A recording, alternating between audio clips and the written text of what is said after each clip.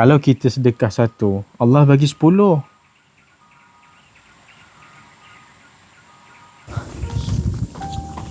Cik, nak RM10 tak? Mesti anak, takkan tak nak. Okey.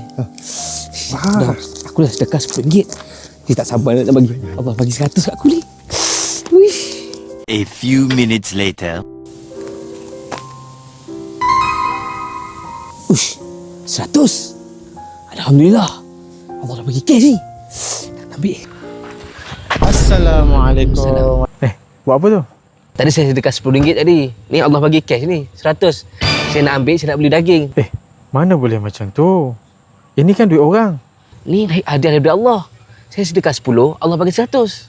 Haram tetap haram. Kalau nak ambil juga, kena iklankan dulu selama 1 tahun. Kalau tak ada orang tuntut, baru boleh pakai. Setahun? Tak apalah. Memang macam tu Kalau jumpa harta orang, kita kena iklan dulu masa setahun, baru kita boleh pakai. Ya, betul. Kalau kita jumpa harta orang, bermakna Allah bagi amanah kepada kita. Ada 2 cara. Kalau kita tak mampu simpan ataupun iklankan, lebih baik kita tinggalkan saja. Kemudian yang kedua, kalau kita nak ambil juga, kita kena berusaha untuk cari tuan dia. Selepas 1 tahun, kalau tak ada orang datang tuntut, barulah boleh digunakan ataupun disedekahkan.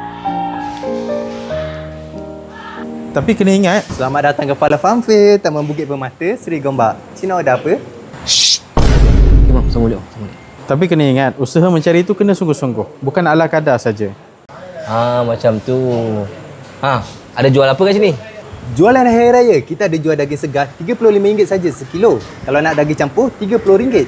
Kita pun ada jual daging kambing segar RM65 1 kilo dan harga kambing yang termurah di area Seri Gombak ini.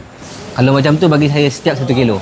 Okey, dah siap. Terima kasih. Berapa semua ni? Tak apa, dah ada orang bayar dah. Ya ke? Alhamdulillah, ya Allah. Terima kasih, ya Allah. Okey, Mam. Terima kasih atas ilmu tadi. Berapa harga daging tadi tu?